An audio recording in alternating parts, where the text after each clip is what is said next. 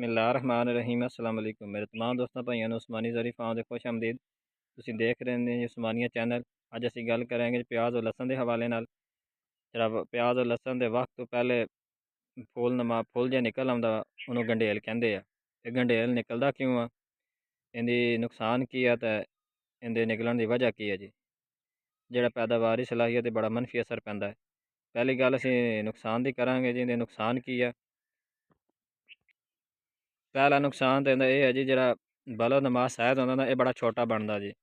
ਦੂਸਰਾ ਜਿਹੜਾ ਇਹਦਾ ਨੁਕਸਾਨ ਹੈ ਜੀ, ਪੈਦਾਵਾਰੀ ਸਲਾਹੀਅਤ 'ਚ ਬੜੀ ਕਮੀ ਪੈਦਾ ਹੁੰਦੀ ਹੈ, ਉਹ ਕੁਆਲਿਟੀ ਦਾ ਸਾਇਜ਼ ਥੱਲੇ ਤਿਆਰ ਨਹੀਂ ਹੁੰਦਾ। ਤੀਸਰਾ ਬੜਾ ਮਸਲਾ ਇਹ ਬਣਦਾ ਜੀ, ਜੇ ਜ਼ਖੀਰਾ ਨਹੀਂ ਹੁੰਦਾ, ਜ਼ਖੀਰਾ ਕਰਨ 'ਚ ਬੜਾ ਮਸਲਾ ਪੈਦਾ ਹੁੰਦਾ, ਉਹ ਗੱਲਾਂ ਸੜਨਾ ਸ਼ੁਰੂ ਹੋ ਜਾਂਦਾ। ਅਸੀਂ ਇਹਦੇ ਵਜੂਹਾਤ ਕੀ ਆ, ਇਹ ਨਿਕਲਦਾ ਕਿਉਂ ਆ ਗੰਡੇਲ, ਇਹ ਕਿਸ ਵਜ੍ਹਾ ਤੋਂ ਨਿਕਲਦਾ ਵਾ।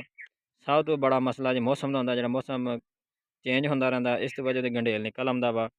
और दूसरा निकलन की वजह की है जी, नाइट्रोजन खादों का गैर मतवाजन इस्तेमाल, यानी नाइट्रोजन खादों का ज़्यादा इस्तेमाल करना, इनकी यह भी वजह बनती है गंडेल निकलन की।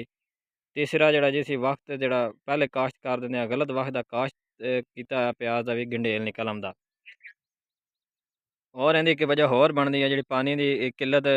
कभी पानी असी थोड़े वक्फे ना ला दें, कभी पानी का दुरानिया ज़्यादा कर दें, कभी वधा दें, इस वजह तो भी इनका गंडेल निकल आंदा।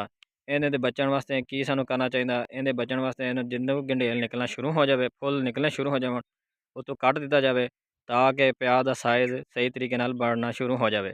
ਅਗਰ ਇਹ ਨਾ ਕੱਟਿਆ ਜਾਵੇ, ਪਿਆਜ਼ ਦਾ ਜਿਹੜਾ ਸਾਈਜ਼ ਸਹੀ ਤਰੀਕੇ ਨਾਲ ਨਹੀਂ ਬਣਦਾ। ਮਤਵਾਜ਼ਨ ਖਾਦਾਂ ਦਾ ਇਸਤੇਮਾਲ ਕਰਨਾ ਚਾਹੀਦਾ, ਯਾਨੀ ਕਿ ਸਹੀ ਤਰੀਕੇ ਨਾਲ ਖਾਦਾਂ ਦਾ ਇਸਤੇਮਾਲ ਕੀਤਾ ਜਾਏ ਤੇ ਗੰਡੇਲ ਨਹੀਂ ਬਣਦਾ।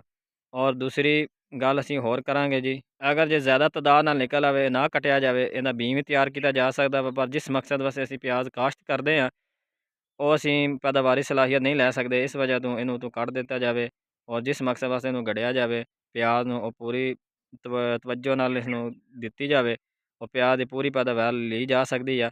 ਇਸ ਵਜ੍ਹਾ ਤੋਂ ਇਹਨੂੰ ਕੱਢ ਦੇਣਾ ਚਾਹੀਦਾ। ਇਹਦੇ ਨੁਕਸਾਨ ਇਸੇ ਤੁਹਾਨੂੰ ਦੱਸ ਦਿੱਤੇ ਜੀ, ਇਹਦੀ ਨਿਕਲਣ ਦੀ ਵਜੂਹਾਤ ਕੀ ਹੈ ਜੀ। ਮੇਰੇ तमाम दोस्तों भाइयों का शुक्रिया। साड़ी वीडियो ने लाइक और शेयर सब्सक्राइब ज़रूर करें। शुक्रिया।